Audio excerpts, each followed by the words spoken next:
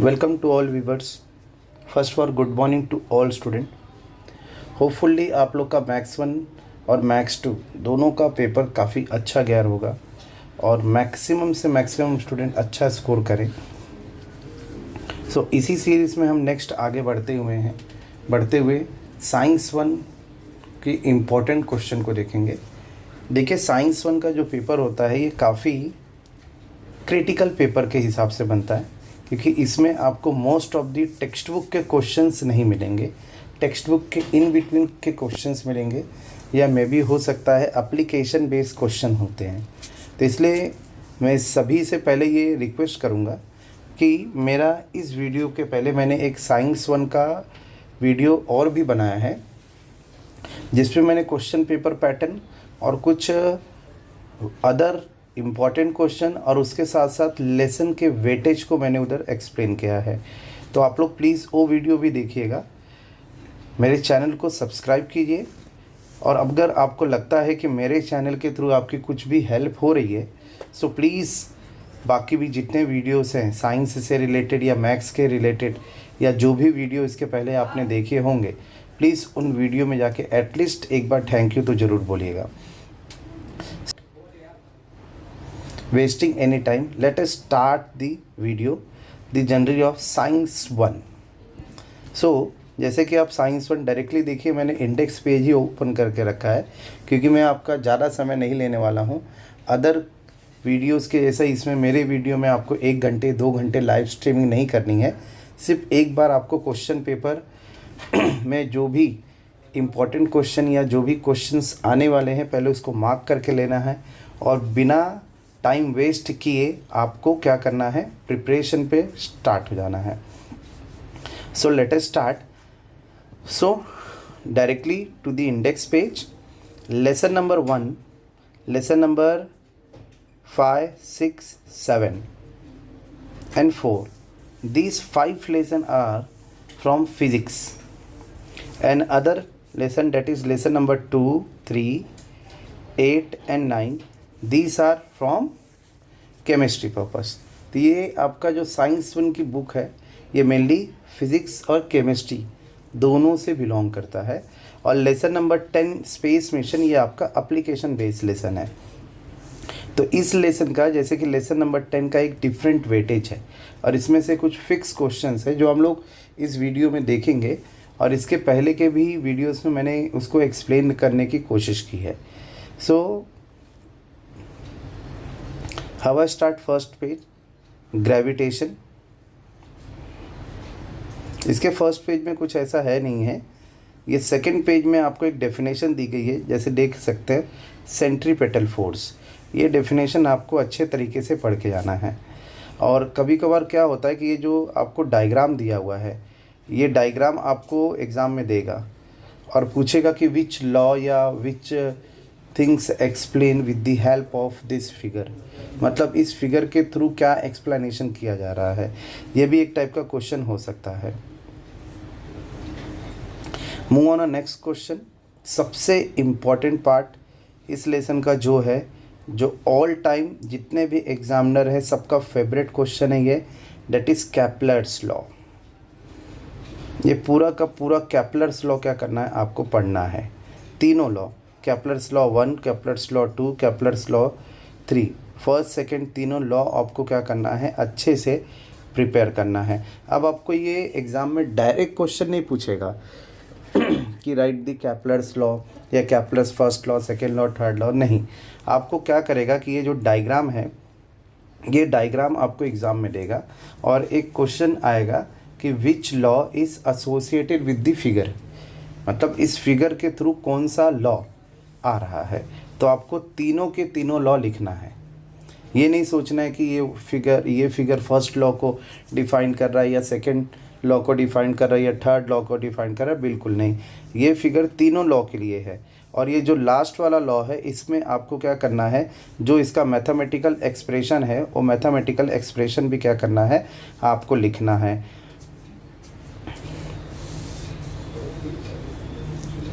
So move on next page. ये देखिए, ये इसका मैथमेटिकल एक्सप्रेशन है, ये मैथमेटिकल एक्सप्रेशन भी क्या करना है, जब आप थर्ड लॉ लिखेंगे तो आपको उसके साथ क्या करना है, लिखना है। नेक्स्ट पेज में भी universal law of gravitation. Again फिर से मैं बोलूँगा कि जब आप यूनिवर्सल लॉ ऑफ ग्रेविटेशन लिख रहे हैं तो उसके साथ जो भी उसका मैथमेटिकल एक्सप्रेशन है, ये उसका मैथमेटिकल एक्सप्रेशन है, वो मैथमेटिकल एक्सप्रेशन आपको लिखना है। ये F ये डायरेक्टली प्रोपोर्शनल का साइन है, यहाँ आपको A बनाया हुआ है, एक्चुअली में ये डायरेक्टली प्रोपोर्शनल का साइन है। m1 into m2 upon d square, ये पूरा लॉ है। तो ये मैथमेटिकल एक्सप्रेशन क्या करेंगे आप, जब भी ये लॉ लिखेंगे, whether it will come for 1 mark, whether it will come for 2 mark और एनीथिंग, आपको ये मैथमेटिकल एक्सप्रेशन क्या करना है, उसके साथ लिखना ही लिखना है। तो ये चीज़ों का आप लोग ध्यान देंगे। नेक्स्ट अगर ये पेज में देखेंगे तो वैसे तो ये कभी डेरिवेशन आपको पूछा नहीं है, फिर भी आप लोग थोड़ा सा ये डेरिवेशन को एक बार आप देख के ज़रूर जाएंगे। F is directly proportional to 1/r² वाला आपको देख के जाना है। वैसे इतना खास इम्पोर्टेंट नहीं है, बट इसके रिलेटेड कभी कभार क्या होता है कि एग्ज़ाम में छोटे मोटे क्वेश्चन पूछ लेते हैं। अगेन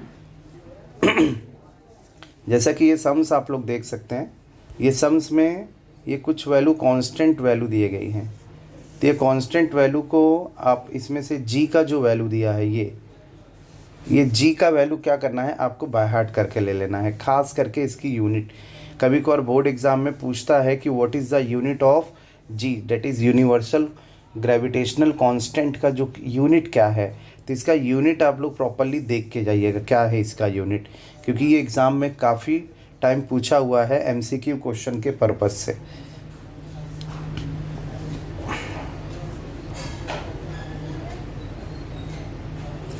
ये महेंद्र और विराट वाला एक जो एग्ज़ाम्पल है, ये भी मैंने एक बार देखा था एक क्वेश्चन पेपर सीरीज़ में।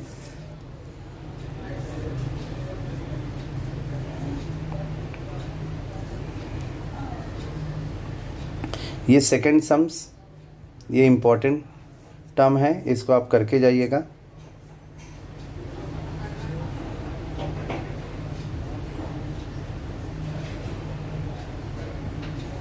Variation in the value of g, ये एक्सरसाइज का भी क्वेश्चन है और इसमें भी ये क्वेश्चन पूछा गया है, तो ये आप प्लीज़ ये करके जाइएगा।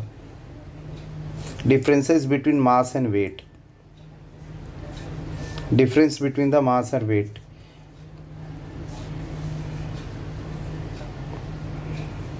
ये इतने बड़े क्वेश्चन एग्ज़ाम में नहीं पूछते हैं। सम्स में इतने बड़े सम्स नहीं पूछते हैं। फ्री फॉल, ये देखिएगा, ये जो फॉर्मूले हैं, ये फॉर्मूले आपको याद रखिए, क्योंकि ज़्यादा करके इस लेसन में से जितने भी सम्स पूछे हुए हैं, मार्च 23 और 24 दोनों साल के बोर्ड एग्ज़ाम में इस लेसन में से सम्स 2-2 मार्क के 3-3 मार्क के पूछे गए हैं। तो उनमें इस टाइप के क्वेश्चंस ज़्यादा आते हैं।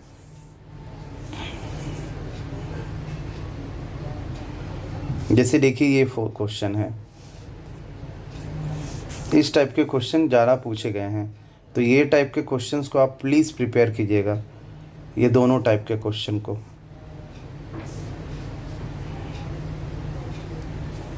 Again escape velocity, one of the most important definition for 1 mark.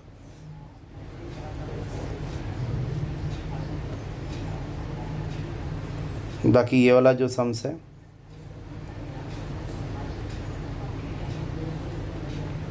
अब इसमें से देखेंगे एक्सरसाइज में से जो क्वेश्चन है, मोस्ट ऑफ द क्वेश्चन तो मैंने ऑलरेडी वहाँ से मार्क करके आपको दे दिया है, तो आपको वही करना है।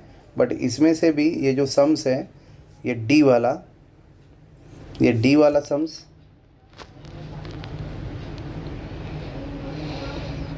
और ये सी वाला सम्स, ये करके जाना है सभी को।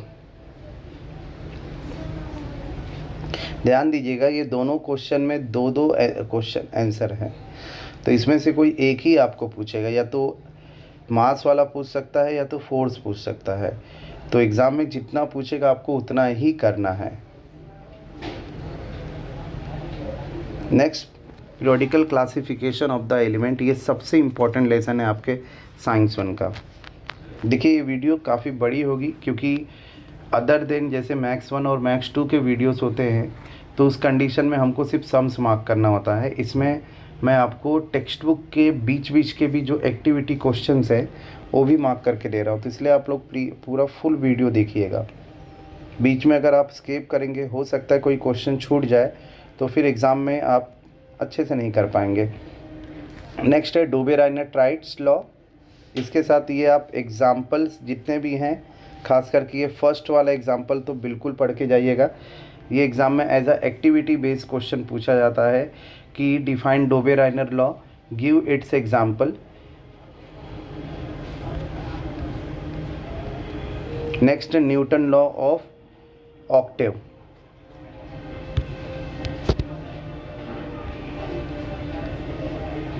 इसके एग्जांपल्स आपको वैसे पढ़ने की ज़रूरत नहीं है क्योंकि जो फर्स्ट 20 एलिमेंट्स है उसी टाइप से इसके एग्जांपल्स दिए हुए हैं।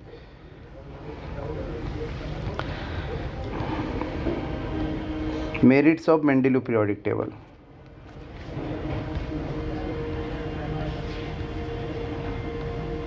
Demerits of Mendeleev periodic table. देखिए मेरिट्स लिखते समय मेंडेलीव पीरियोडिक टेबल में ये आप कंपलसरी नहीं है कि आप जैसा टेक्स्ट बुक में दिया है या आपने जो भी नोट्स ये सब में पढ़ा है वो ऐसा ही लिखना है, ऐसा कोई कंपल्शन नहीं है।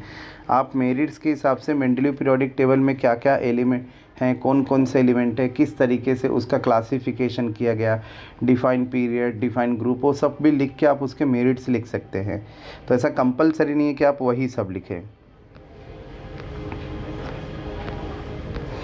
Modern form of the periodic table, then ये structure of modern periodic table, ये सभी को करके जाने हैं।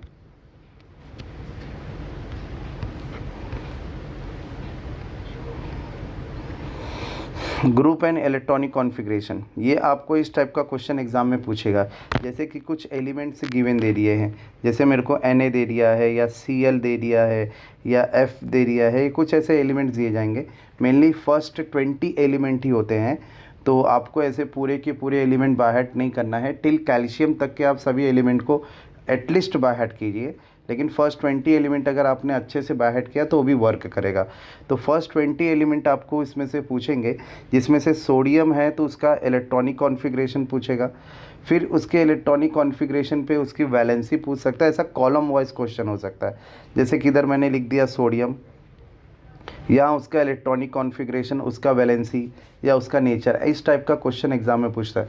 ये एक्टिविटी बेस्ड क्वेश्चन है। मैं पहले ही आपको बोल रहा हूँ कि पेपर आपका एक्टिविटी बेस रहेगा, तो आपको जो प्रिपरेशन करना है वो एक्टिविटी बेस ही प्रिपरेशन करना है। अगेन मैं फिर से आपको बता दूं कि किस टाइप का क्वेश्चन रहेगा, कि जैसे कि हमको ये 3 बॉक्स बना के दिया है।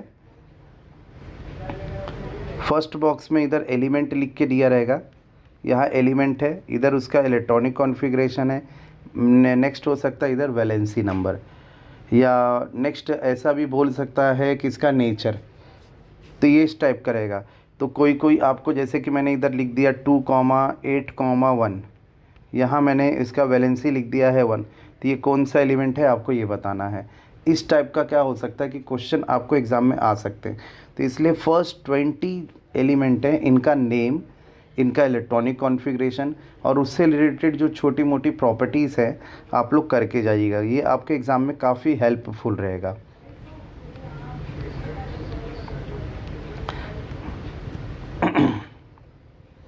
ये हमारा modern form of periodic table है। इस modern form of periodic table में ये जिगजैग लाइन क्या शो करती है ये आपको गिव रीज़न में पढ़ के जाना है। What zigzag line shows, so this zigzag line it is the boundary line of metal and non metal, मतलब मेटल और नॉन मेटल के बीच की लाइन है, जिसमें क्या किया गया है, मेटलॉइड्स को शो किया गया है।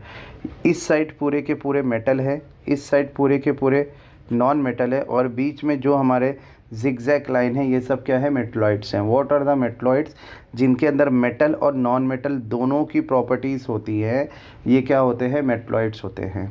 That shows the zigzag line. ये देखिए, ये इस टाइप का क्वेश्चन है।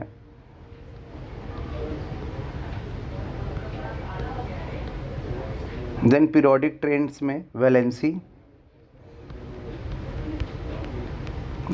करना है आपको। पीरियोडिक ट्रेंड्स में वैलेंसी का क्या इफ़ेक्ट होता है कि जैसे इन पर्टिकुलर ग्रुप वाइज में टॉप टू बॉटम अगर आप जा रहे हैं, टॉप टू बॉटम जाने पर वैलेंसी क्या है, सेम है।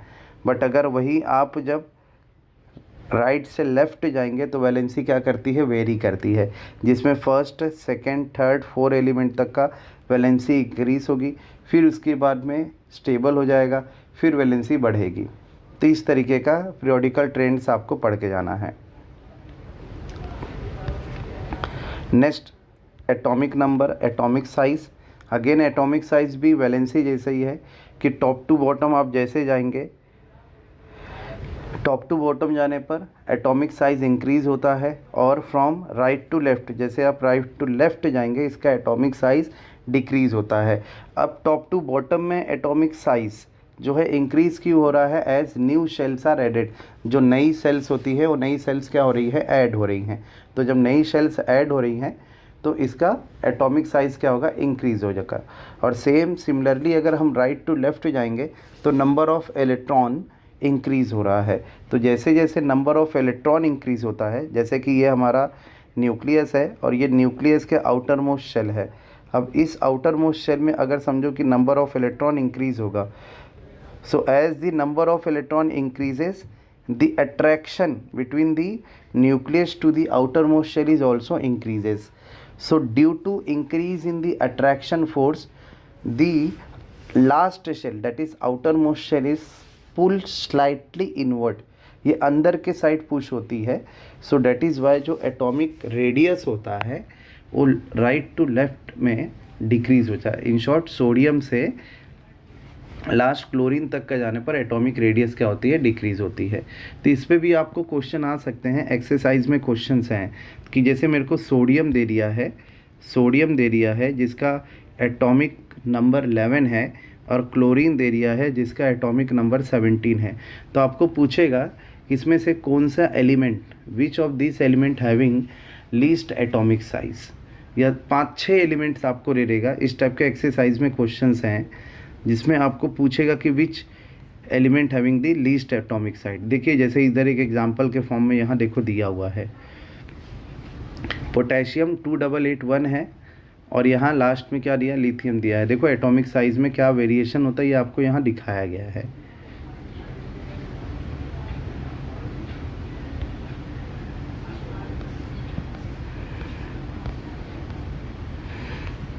ये क्वेश्चन जिसमें हमको ये क्वेश्चन में क्या बताया गया है कि ये क्वेश्चन में हमको सीधा साधा एक ही क्वेश्चन आ रहा है कि what is the structure of modern periodic table. जो मॉडर्न पीरियोडिक टेबल का स्ट्रक्चर ये इसमें दिखाया गया है आपको।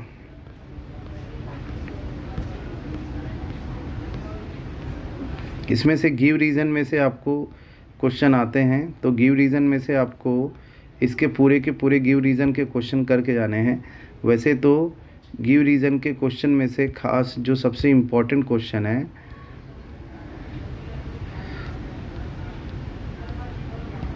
एक सेकेंड, ये देखिए राइट द साइंटिफिक रीज़न। ये साइंटिफिक रीज़न में फर्स्ट वन ये एटॉमिक रेडियस वाला, और element belonging to the same group have the same valency, ये पूछता है। और अगर वही शॉर्ट नोट्स में देखेंगे तो शॉर्ट नोट्स में structure of modern periodic table ये एग्जामिनर का एक टाइप से फेवरेट क्वेश्चन है। और ये नेम द फॉलोइंग आप पढ़ के जाएंगे इसमें से। Next lesson number 3। Lesson number 3 most activity type of question के लिए लेसन बना है, जिसमें से आपको ज़्यादा करके डेफिनेशंस, रिएक्शंस और सबसे मोस्ट इम्पॉर्टेंट है बैलेंसिंग ऑफ केमिकल रिएक्शन पूछेगा। तो बैलेंसिंग करने के लिए आपको ये ध्यान देना है कि जितने भी इसके अंदर के रिएक्शंस हैं, जो भी रिएक्शन इसके अंदर इन बिटवीन दिए गए हैं, वो सभी के सभी रिएक्शंस आपको पढ़ के जाने हैं, क्योंकि उसी में से क्वेश्चन पूछेगा। देखिए आपको कोई न्यू रिएक्शन नहीं पूछेगा, क्योंकि आप लोग 11-12 के स्टूडेंट नहीं हैं कि आप लोग सेल्फ रिएक्शन करके उसका प्रोडक्ट लिखेंगे, उसका ये लिखेंगे, तो नए रिएक्शन पूछने के चांसेस कम हैं। आपको टेक्स्ट बुक के अंदर जो रिएक्शन दिए गए वही पढ़ के जाने हैं। तो उसके हिसाब से आपको क्या करना है कि इसमें से जितने भी रिएक्शंस ये दिए गए हैं, जैसे ये रिएक्शन हो गया, ये सब रिएक्शंस आपको क्या करना है, करके जाना है। जैसे ये रिएक्शन हो गया, ये रिएक्शन हो गया, ये सब जो लॉन्ग रिएक्शंस हैं ये आप करके जाएंगे, क्योंकि इसी में से आपको बैलेंसिंग पूछेगा। और बैलेंसिंग करते समय जो नेमिंग है, ये नेमिंग आपको प्रॉपरली लिखना है। जैसे AgNO3 हो गया, सिल्वर नाइट्रेट्स, NaCl हो गया, sodium chloride, AgCl, silver chloride, ये नेमिंग आपको प्रॉपर लिखने हैं। एटलीस्ट अगर आपका बैलेंसिंग सही नहीं होता है, आप अगर उसका नेमिंग प्रॉपर लिखते हैं तो भी आपको मार्क्स दिया जाएगा। इन शॉर्ट अगर 2 मार्क का क्वेश्चन है तो 1 मार्क बैलेंसिंग पे होता है और 1 मार्क एटलीस्ट प्रॉपर नेमिंग पे होता है। तो आपको अगर नहीं आ रहा है बैलेंसिंग करना तो भी आपको नेमिंग प्रॉपर करना है।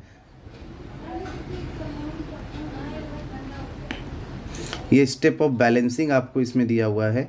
ये एग्जांपल जो है ये करके जाइएगा आप लोग।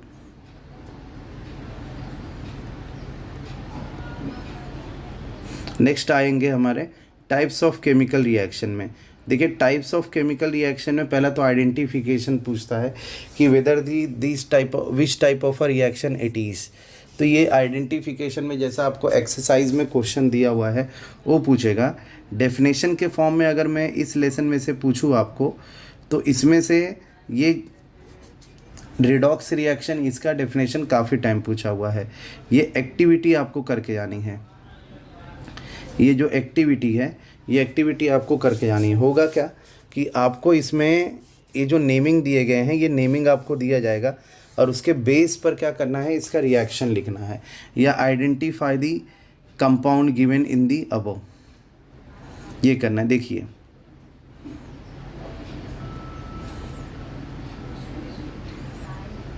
Double displacement, exothermic endothermic reaction, rate of chemical reaction, rate of chemical reaction, इसके जो पांचों पॉइंट है, factor affecting the rate of chemical reaction, आपको पढ़ के जाना है। एटलीस्ट 3 तो पढ़ना ही है आपको। इसमें से भी 3 में से सबसे इम्पोर्टेंट है कैटलिस्ट। ये है इसका कैटलिस्ट का डेफिनेशन।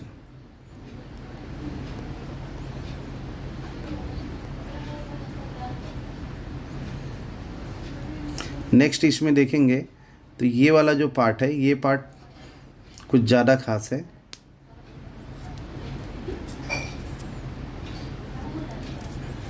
इसमें से ऑक्सीडेशन रिडक्शन, देखो सिंपल से अगर मैं ऑक्सीडेशन और रिडक्शन को डिफाइन करता हूँ तो जैसे कि मैं रेडॉक्स रिएक्शन लिख रहा हूँ, रीडॉक्स, ठीक है। रेडॉक्स अगर हम लिख रहे हैं तो रेडॉक्स में RE स्टैंड होता है रिडक्शन के लिए, RED स्टैंड होता है रिडक्शन के लिए और OX स्टैंड होता है ऑक्सीडेशन। अगर रिडक्शन की बात करें तो रिडक्शन क्या होता है, gain of electron, gain of electron, gain of hydrogen and loss of oxygen, ठीक है। Gain of hydrogen, gain of electron and loss of oxygen, ये तीनों के तीनों टर्म्स, ये तीनों के तीनों हैं आपके रिडक्शन के लिए। सेम वही अगर हम ऑक्सीडेशन की बात करें तो ऑक्सीडेशन में OX stand for oxidation. Oxidation में होता है पहला लॉस ऑफ इलेक्ट्रॉन, फिर loss of hydrogen and gain of oxygen. ये तीनों के तीनों चीज़ें हैं क्या, ऑक्सीडेशन। तो ये डिफरेंसेस बिटवीन में भी आप लिख सकते हैं, what is reduction, what is oxidation. अब लॉस ऑफ ऑक्सीजन या लॉस ऑफ इलेक्ट्रॉन का मतलब क्या है, जैसे कि इधर आप क्वेश्चन में देखिए, यहाँ Fe+2 दिया है, आगे जाके वो कन्वर्ट हो गया है किस में, Fe+3 में। तो Fe+2 क्या होता है, Fe+3 क्या होता है, ये नॉर्मली ऑक्सीडेशन स्टेट नंबर है, आप हायर क्लास में उसको पढ़ेंगे। Fe+2 का मतलब है कि इसने 2 इलेक्ट्रॉन लॉस किया है और Fe+3 का मतलब है इसने 3 इलेक्ट्रॉन लॉस किया है। तो सिंपल सी बात है, इस कंडीशन में क्या हुआ है, लॉस ऑफ इलेक्ट्रॉन हुआ है। तो लॉस ऑफ इलेक्ट्रॉन अगर हम देखेंगे हमारे टर्म के हिसाब से क्या होता है, loss of electron that is nothing but our oxidation.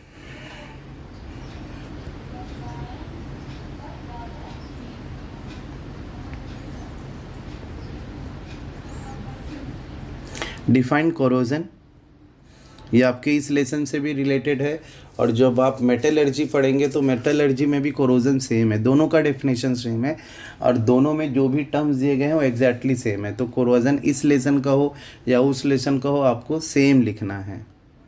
Rancidity again, हाँ, अब ये सबसे इम्पॉर्टेंट क्वेश्चन मैं मार्क कर रहा हूँ, ये क्वेश्चन नंबर 5, ये 5 मार्क का क्वेश्चन आपको आ सकता है एग्ज़ाम में। ये आप लोग नोट डाउन करके अपने दिमाग में भर लीजिएगा ये क्वेश्चन किसी भी तरीके से।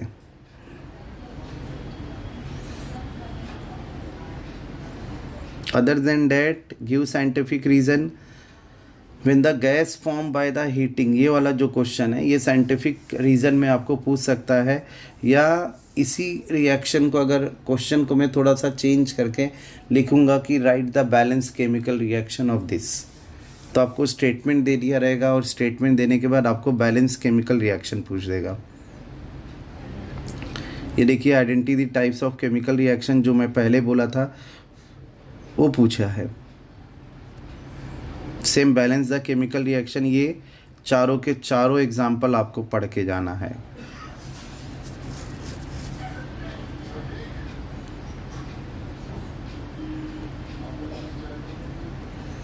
Heating effect of electric current,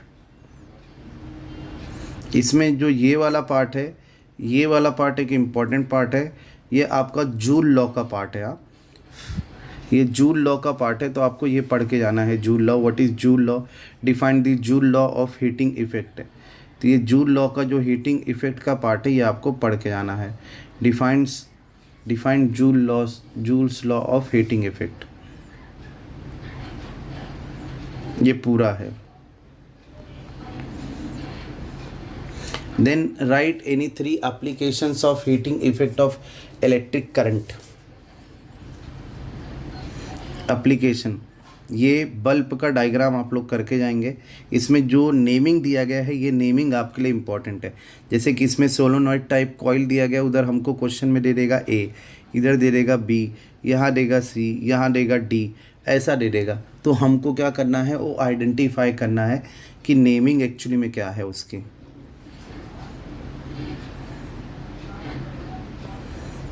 ये डिफरेंट टाइप्स ऑफ फ्यूज़, वैसे तो ये एग्ज़ाम में नहीं पूछा जाता है, लेकिन फिर भी जो ये टाइप है, ये वाला टाइप है, और ये वाला, और ये MACB, ये आपको एग्ज़ाम में कैसा नेम द फॉलोइंग आएगा।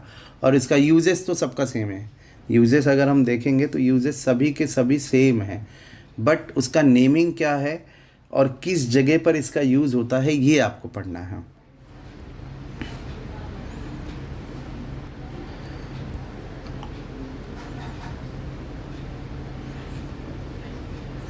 Magnetic effect of heating current, yes, right hand thumb rule, ये डायग्राम एसोसिएट करना है आपको। एग्ज़ाम में आएगा, अगर 2 मार्क का आया तो आपको डायग्राम बनाना कंपलसरी है।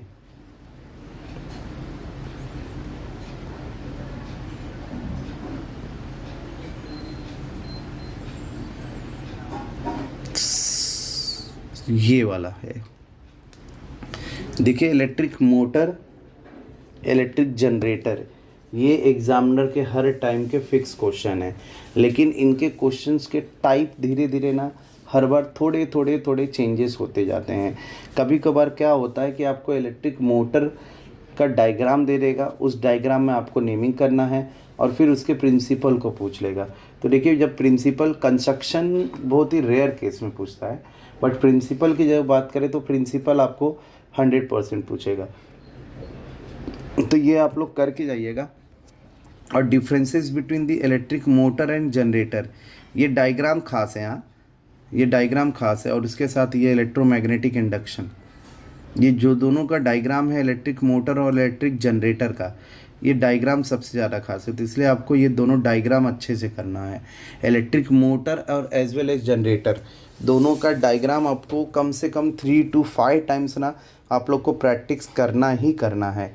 वो करने के बाद इन दोनों के फिगर में क्या डिफरेंसेस है, वो डिफरेंसेस आपको प्रॉपरली ध्यान से ऑब्जर्व करना है कि इलेक्ट्रिक मोटर या इलेक्ट्रिक जनरेटर में क्या क्या डिफरेंसेस आ रहा है या क्या क्या अलग है।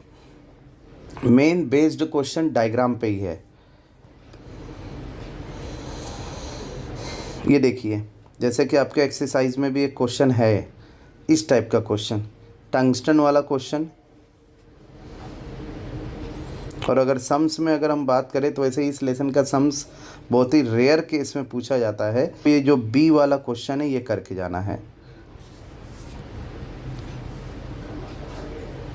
देखिए ये भी दिया है, identify the figure and explain there uses. यही इसी टाइप के क्वेश्चन की मैं आपको वहाँ पहले बात कर रहा था।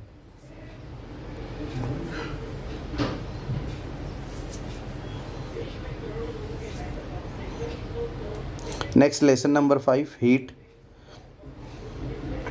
इसमें जो फर्स्ट डेफिनेशन है, डिफाइन लेटेंट हीट, 1 मार्क का क्वेश्चन, मार्क कर देता हूँ मैं।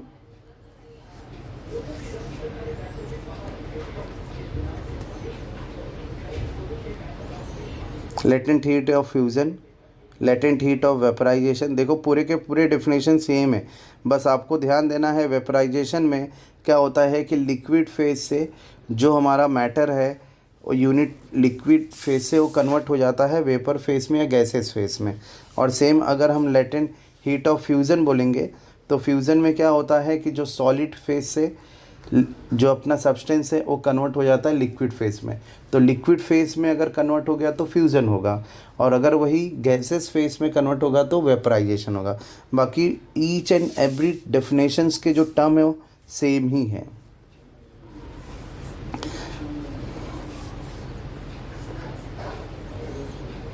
एनोनॉमस बिहेवियर ऑफ वाटर, ये डायग्राम आपको बनाने के लिए भी आ सकता है, तो ये डायग्राम को भी आप लोग अच्छे से कीजिएगा। ये जो क्वेश्चन है, how will you explain following statement with the help of anomalous behaviour of water.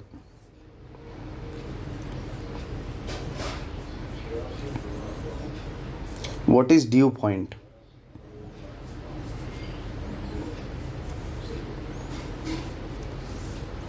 Unit of heat,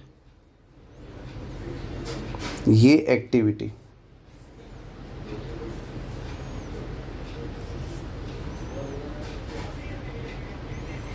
और ये वाले सम्स।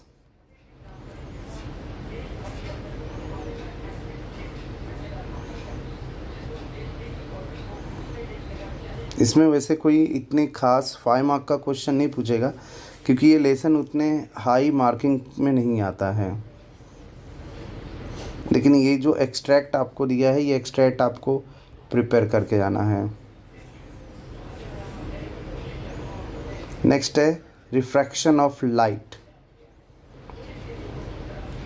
ये वाला diagram with naming, law associated with the refraction of light, RF value, reflective index से related sums. ये MCQs भी पूछ सकता है और 2 मार्क में पूछ सकता है।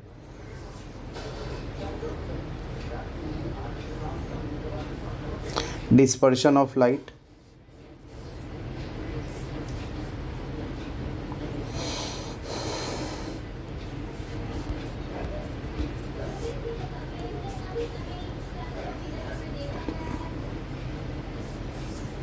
Snell law, rainbow production. देखो इसमें क्वेश्चन में रेनबो,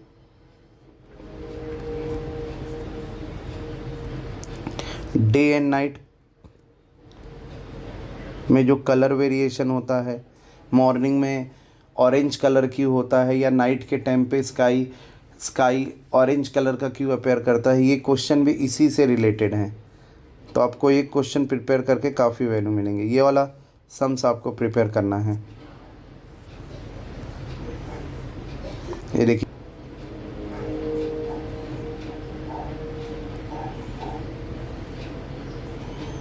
नेक्स्ट लेंस, ये सबसे इम्पोर्टेंट लेसन है।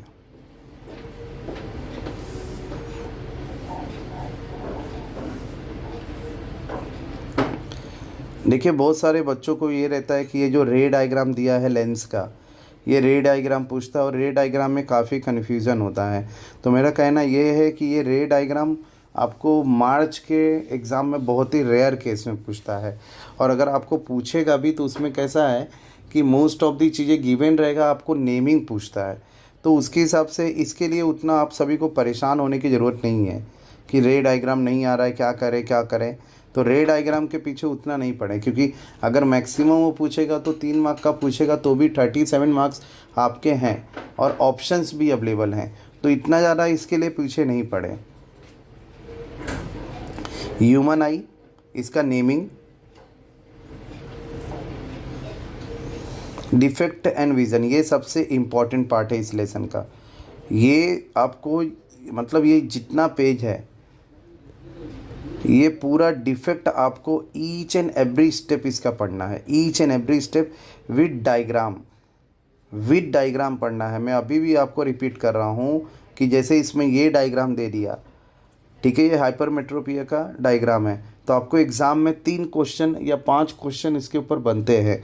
फर्स्ट क्वेश्चन मेरा क्या होगा कि which defect will shows with the following diagram, what is the reason behind the defect, which type of a lens will you use to correct the defect, draw the proper diagram। तो ऐसे आपको ये first question 1 mark का, second 1 mark का, third 1 mark का और ये fourth question 2 mark का करके 5 मार्क का क्वेश्चन पूछ सकता है। तो ये आपको ना ये डायग्राम ये तीनों डायग्राम आपको प्रॉपरली पढ़ना है, और उसके साथ साथ यहाँ जितने भी टर्म्स आपको दिए गए हैं ये टर्म्स आपको पढ़ना है। देखिए ये नीचे रीज़न है, इसके ऊपर what is a defect, far sightedness क्या होता है, फार साइडनेस मतलब उसको नज़दीक का नहीं दिखाई देगा, फिर नियर साइडनेस मतलब उसको दूर का नहीं दिखाई देगा, उल्टा होता है। जो नेमिंग दिया गया है वो नेमिंग मतलब उसको दिखाई दे रहा है और उसके अपोजिट का नहीं दिखाई देगा, ये ध्यान देना है। देखो इधर दिया गया, in this case I can see near by object clearly but distinct object appear indistinct, मतलब दूर का उसको नहीं दिखाई दे रहा है। नियर साइडनेस में दूर का नहीं दिखाई देता है, और फार साइडनेस मतलब हाइपरमेट्रोपिया में उसको नज़दीक का नहीं दिखाई दे रहा है। तो दोनों में जो नाम दिया गया है उसके उल्टा डिफेक्ट है। और ये प्रेस्बियोपिया तो इसमें दोनों टाइप का, उसको नज़दीक का और दूर का दोनों का नहीं दिखाई दे रहा है। ये देखिए ये टाइप का डायग्राम है सिंपल माइक्रोस्कोप का, ये डायग्राम ये है सबसे इम्पोर्टेंट डायग्राम, जिसमें आपको ये कंपाउंड माइक्रोस्कोप का डायग्राम दिया गया है। कौन सा? सो इन गिवन डायग्राम ये आपको पूछेगा व्हाट इज़ दिस, तो ये आपका आईपीस है, ये ऑब्जेक्टिव लेंस है, और इधर क्या लिखा हुआ, ऑब्जेक्ट रखा हुआ है। तो ये एक डायग्राम है जिसमें नेमिंग पूछ सकता है। देन सेम टेलीस्कोप का भी वही है।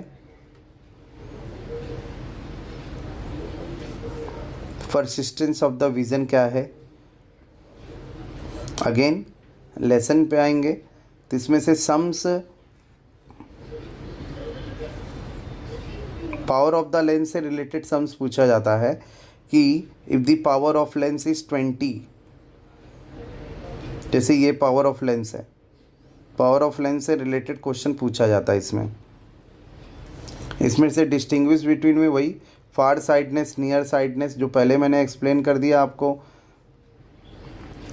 ये वाला question number 3, at which position will you keep an object in front of the concave lens so we get the real image and same size of the object, draw the figure. ये question यही एक question है जिसमें आपको क्या करना है, figure बनाना है।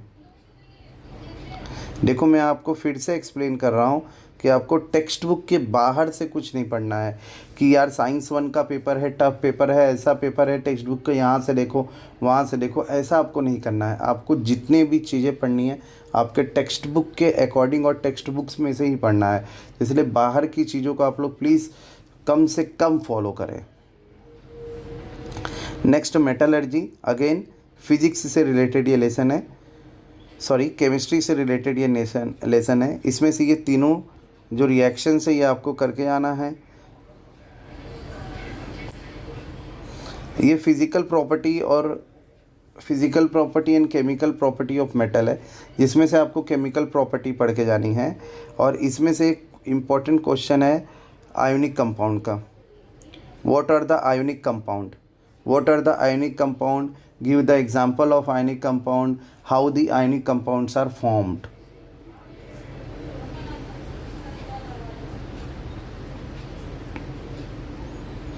ये एक्टिविटी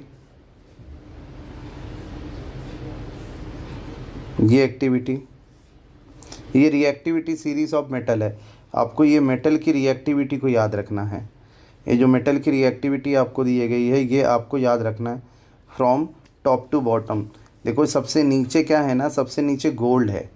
गोल्ड, सिल्वर और प्लैटिनम, गोल्ड, सिल्वर और प्लैटिनम, Au, Ag, Pt, ये तीनों को हम लोग क्या बोलते हैं? These three are called as a noble element. These are not noble gases, नहीं बोल रहा हूँ मैं, नोबल एलिमेंट बोल रहा हूँ। नोबल एलिमेंट क्या होते हैं? जो काफ़ी प्रीशियस एलिमेंट होते हैं, जो बहुत ही महंगे एलिमेंट होते हैं, जिनका यूज़ हम ऑर्नामेंट बनाने में करते हैं। उस टाइप के एलिमेंट्स को या उस टाइप के मेटल्स को हम नोबल मेटल बोलते हैं। तो ये इनकी रिएक्टिविटी कभी भी लेस होती है, इसलिए तो इनके हम पढ़ते हैं। फिर जैसे आप नीचे से ऊपर जाओगे तो गोल्ड, सिल्वर, मर्क्यूरी, कॉपर, ये लीस्ट रिएक्टिव सीरीज में आते हैं। फिर lead, tin, iron, zinc, aluminium, magnesium. फिर ऊपर में जो फर्स्ट ए और सेकंड ए ग्रुप के एलिमेंट्स हैं वो हैं कैल्शियम, लिथियम, सोडियम, पोटेशियम। देखिए ये जो फर्स्ट थ्री एलिमेंट हैं ये तीनों क्या है? फर्स्ट ए ग्रुप के एलिमेंट हैं। वो पीरियोडिक टेबल में आपने देखा वो फर्स्ट ए हो गया। फिर उसके बाद जो है कैल्शियम, मैग्नीशियम, ये सेकंड ए ग्रुप की है। फिर एल्युमिनियम थर्ड ए का है। और फिर बाकी जो दिया है जिंक, आयरन, टिन, लेड, ये सब डी ब्लॉक एलिमेंट्स हैं।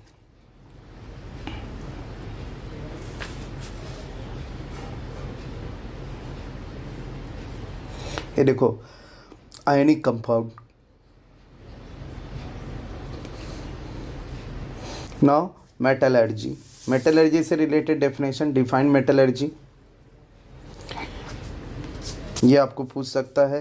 Basic principle of metallurgy, concentration of ore, ये देखिए ये जो दिया है ये सब आपको पढ़ के जाना है। हाइड्रोलिटिक रिफाइनिंग, सेपरेशन, ये मैग्नेटिक सेपरेशन में कौन कौन से which metal can be separated और रिफाइन, और which metal can be for which metal extraction magnetic separation method is used. ये वाला जो मेथड है मैग्नेटिक सेपरेशन मेथड कौन से मेटल के लिए पूछता है, ये डायग्राम, ये क्वेश्चन आपको पूछ सकता है। तो इसके लिए मैग्नेटिक सेपरेशन है तो ऐसे मेटल जो मैग्नेट की ओर अट्रैक्ट हो, दैट इज़ आयरन, निकल, कोबाल्ट।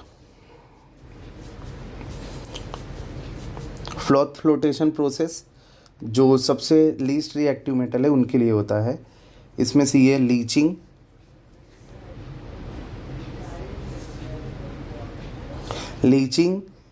कैल्सिनेशन एंड रोस्टिंग, ये तीन हैं। कैल्सिनेशन एंड रोस्टिंग आपको आगे मिलेगा। हाँ, ये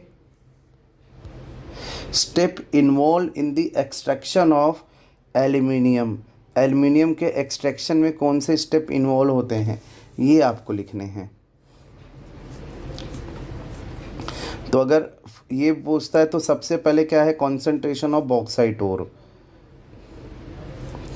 फिर होता है electrolytic reduction of alumina.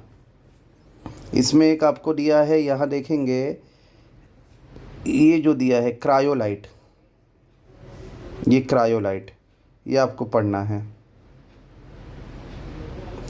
What is cryolite और what is फ्लोरोस्फर।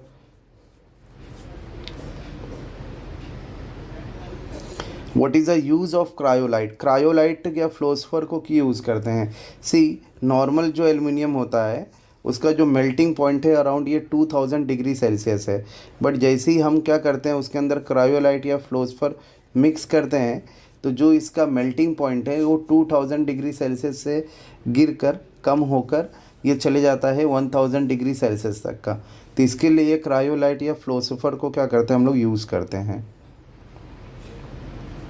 Again see roasting and calcination, defined roasting और डिफाइंड कैल्सिनेशन।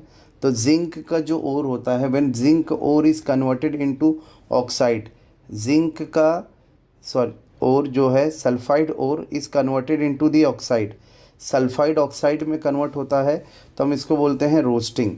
और कार्बोनेट ओर को अगर हम ऑक्साइड में कन्वर्ट करते हैं तो इसको हम बोलते हैं कैल्सिनेशन।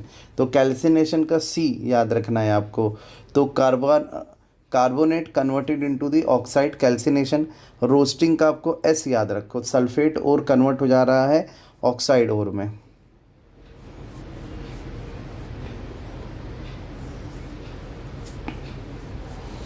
अगेन कोरोजन, ये हमारे थर्ड लेसन का ही पार्ट है। Prevention of corrosion,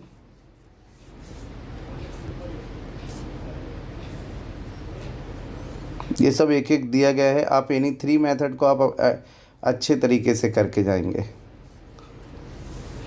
alloy of sodium with mercury,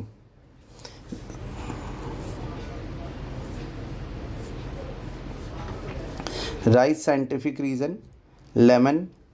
sodium is kept in the kerosene, क्यों रखते हैं सोडियम को मैक्सिमम टाइम हम लोग केरोसिन में क्यों रखा जाता है? Because sodium is a highly reactive metal.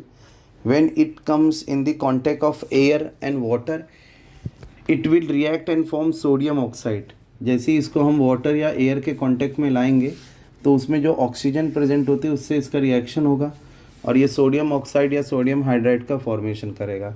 सो इसकी यूजेबिलिटी मतलब मैक्सिमम टाइम यूज़ बना कर रखने के लिए, और सेकेंड ये रिएक्शन इसका ना हो इसके लिए हम लोग क्या करते हैं उसको केरोसिन में रखते हैं।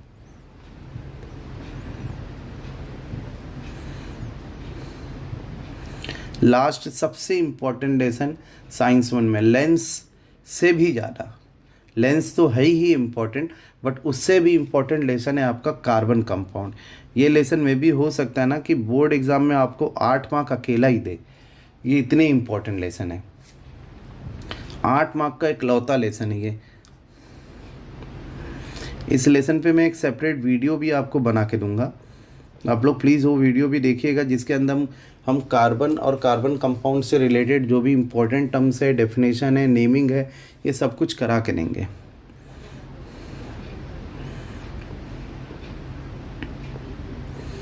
ये जो बॉन्डिंग है आपको करनी है।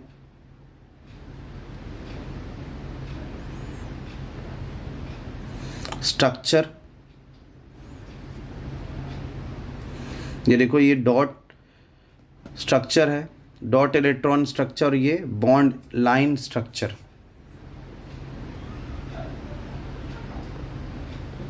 Characteristics of the carbon, hydrocarbon. Hydrocarbon का आपको क्लासिफिकेशन पूछा जाएगा, इसलिए हाइड्रोकार्बन के क्लासिफिकेशन को आप लोग बहुत ही अच्छे से करके जाइएगा। ये जो कंपाउंड के स्ट्रक्चर्स है,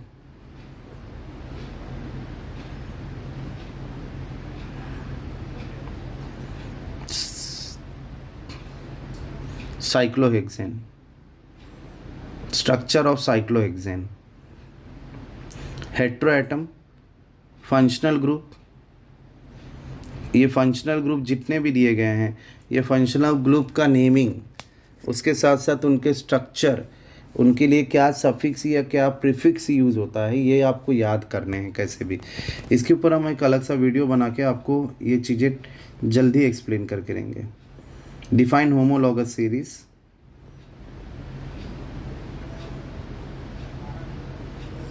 nomenclature of compound, IUPAC nomenclature.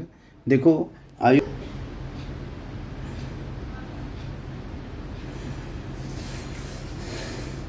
Nomenclature, तो देखिए आयुपैक नॉमेनक्लेचर में आप पहले से एक ध्यान दीजिए। जैसे मैं एक कंपाउंड ले रहा हूँ, जैसे कि मैं ये कंपाउंड लिया हूँ CH3, मैं आपको टाइप ऑफ क्वेश्चन बता के ले रहा हूँ। हाँ, CH3CHO। अब ये जो एक कंपाउंड है सिर्फ आपको ऐसा नहीं बोलेगा कि राइट इट्स नेम और give the IUPAC nomenclature of the given compound. आपको इसमें घुमा फिरा के 3 क्वेश्चन पूछ सकता है।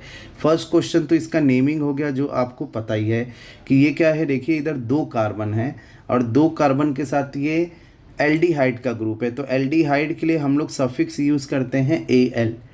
तो 2 कार्बन और उसके साथ सफिक्स है AL, तो 2 कार्बन के लिए आता है ईथेन। ईथेन आता है जिसमें आपको ये E को सब्सटीट्यूट कर देना है AL से, तो ये हो जाएगा इथेनल।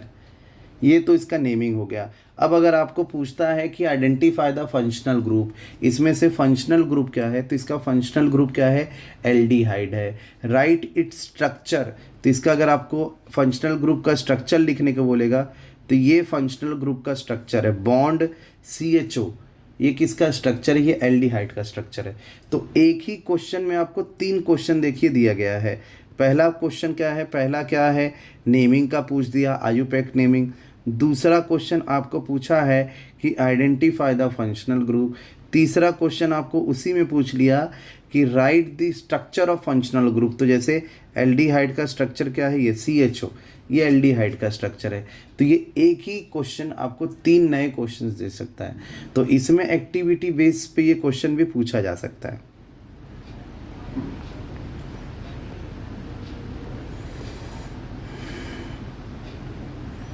अगेन देखो ये आयुपैक नेमिंग ऑलरेडी आपको दिया गया है, उसके यहाँ आयुपैक नेमिंग लिखना है। ये सबको पढ़ के जाना है। ये जितना भी नेमिंग आपको दिया है ये पूरे के पूरी नेमिंग पढ़ के जाइएगा। Now types of chemical reaction of कार्बनिक कंपाउंड। ये पहले वाले केमिकल रिएक्शन और अभी वाले, मतलब लेसन नंबर 3 में जो आपको केमिकल रिएक्शन दिया है और इस लेसन में जो केमिकल रिएक्शन दिया है ये टोटल अलग है।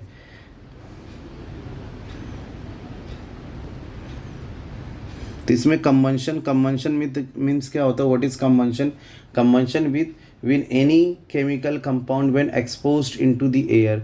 जब उसको हमें एयर में एक्सपोज कर रहे हैं तो बर्न हो जा रहा है, तो जो बर्निंग का प्रोसेस होता है डेट इज कंबंशन। आइडेंटिफाई आप कैसे करोगे, आइडेंटिफाई में कैसा है, कार्बन डाइऑक्साइड प्रोड्यूस हो रहा है, कार्बन डाइऑक्साइड प्रोड्यूस हो रहा है और उसके साथ क्या प्रोड्यूस हो रहा है, वाटर प्रोड्यूस कर दे रहा है। तो ये जो टाइप का केमिकल रिएक्शन ये क्या है, आपका combustion type of chemical reaction है। बट वही अगर हम आगे देखेंगे तो ऑक्सीडेशन भी सेम होता है, बट कंबंशन में हमेशा रिएक्शन में हम O2 लेते हैं और ऑक्सीडेशन के रिएक्शन में हम सिर्फ ऑक्सीजन लेते हैं। तो अगर ऑक्सीजन के नंबर्स में इंक्रीज़ हो रहा है, नंबर्स में इंक्रीज़ होने का मतलब क्या है, जैसे आपको नंबर में दिया है CHO, इस साइड दिया है और आगे जाके यही कन्वर्ट हो गया COOH, तो यहाँ 1 ऑक्सीजन है, यहाँ 2 ऑक्सीजन है। तो इस कंडीशन में ये रिएक्शन क्या है, ये ऑक्सीडेशन रिएक्शन है।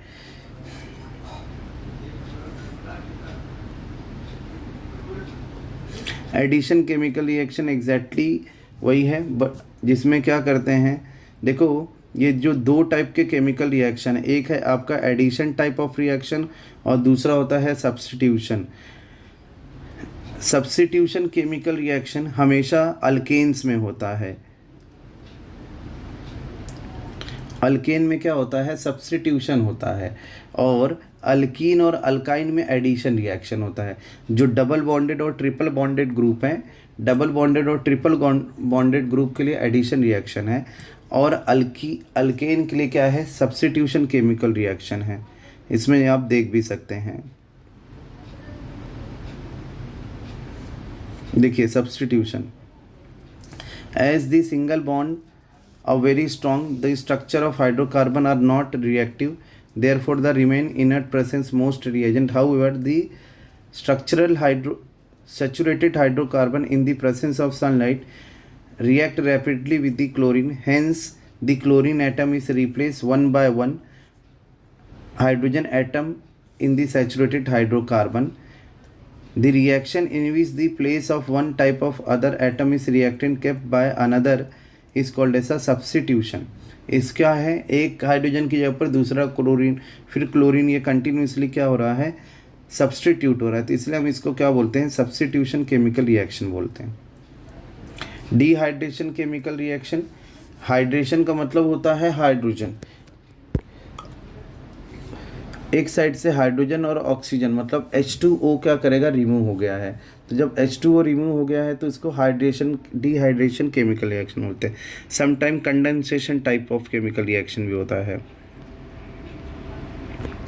देखिए ये रिएक्शन आगे जो दिया हुआ है, अगेन ईस्टरिफिकेशन, ये आपको रिएक्शन समझ के जाना है प्रॉपरली। हाँ, what is esterification? Esterification is the process of formation of ester by the combination of acid and alcohol. जब एसिड और अल्कोहल को हम मिक्स करेंगे तो ये ईस्टर का फॉर्मेशन करता है। तो इसी टाइप ऑफ केमिकल रिएक्शन को हम क्या बोलते हैं, इसी टाइप के केमिकल रिएक्शन को हम बोलते हैं ईस्टरिफिकेशन। देखिए ये रिएक्शन है, ये इथेनॉइक एसिड है, ये इथेनॉल है, दोनों मिक्स होके क्या बना रहा है, इथाइल इथोनेट। ये इथाइल इथोनेट क्या है, ईस्टर है एक टाइप का। Macromolecules, what are the macromolecules, what are the types of macromolecules. Macromolecules क्या होते हैं और उनके टाइप्स क्या क्या हैं। इसी में पॉलीमर भी आता है, ये पॉलीमर।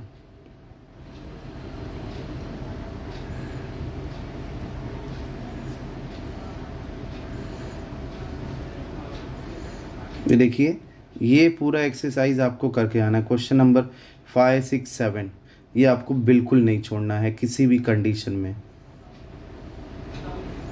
एक्सरसाइज में देखा जाए तो व्हाट इज़ कैटलिस्ट, ये कैटलिस्ट पहले वाला ही है।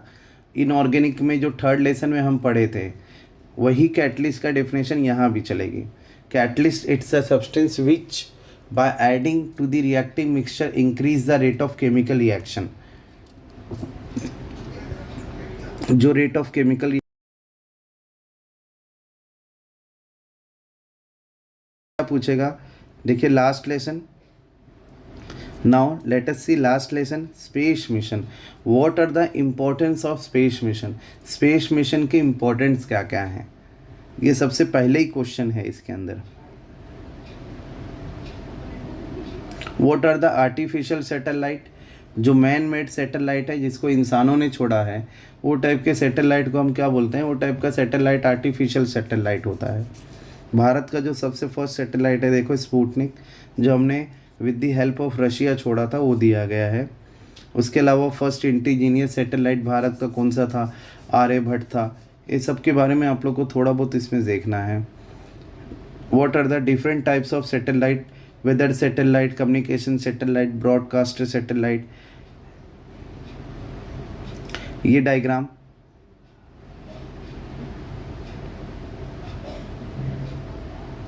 इसमें का सम्स भी पूछता है इससे, ये वाले फॉर्मूले से related. Orbit of the satellites,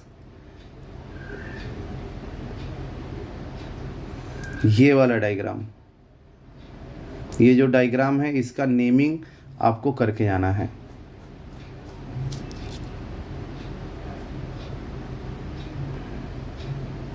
space mission away from the earth, इसमें देखो ये दिया गया है स्केप वेलोसिटी वाला फॉर्मूला।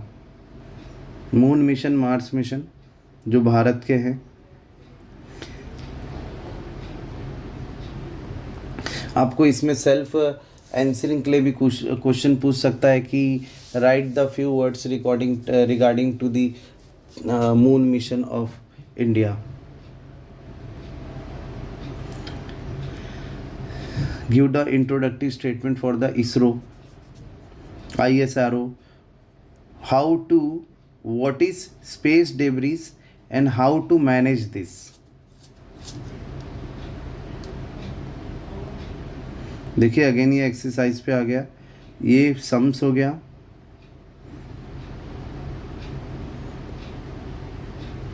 आंसर द फॉलोइंग में ये वाला पढ़ना है।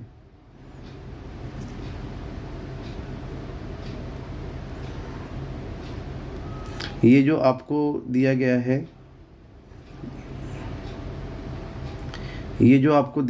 ये कंप्लीट द फॉलोइंग टेबल, ये कंप्लीट द फॉलोइंग टेबल भी आपको पढ़ के जाना है। सो आई होप कि मैंने इस वीडियो में आपको लेसन के थ्रू पूरी की पूरी चीज़ें एक्सप्लेन किया है। ये लेसन काफ़ी बड़ा भी है ये पोर्शन, क्योंकि हमने लेसन वाइज इसमें मार्क किया है और उसके साथ साथ पूरे क्वेश्चंस को भी कवर करने की कोशिश की है। सो आई होप आप लोग ये वीडियो को पूरा देखेंगे और पूरा देखने के बाद इसमें के जो भी क्वेश्चंस है उसको मार्क करके प्रॉपरली एक दिन का जो आपको फुल टाइम मिला है बिना टाइम वेस्ट किए आप उसको पढ़ेंगे। Thank you very much and best of luck for your science exam. मेरे वीडियो को आप लोग प्लीज़ सब्सक्राइब कीजिएगा और बेल आइकॉन को भी प्रेस करके रखिएगा, क्योंकि साइंस 1 से रिलेटेड 1-2 वीडियोस और भी आपको मिलेंगी जिसमें हम लोग chemistry of carbon compound, naming, functional group, ये सब भी मैं आपको सिखाऊंगा इसमें। तो आप प्लीज़ बेल आइकॉन को हिट करके रखिएगा और चैनल में आप लोग अपना प्लीज़ कमेंट में अपना नेम ज़रूर लिखिएगा, ताकि मुझे पता चल सके कि कौन कौन से बच्चे या कौन कौन से स्कूल के बच्चे ये चैनल मेरा देख रहे हैं। Thank you very much and best of luck for your exam.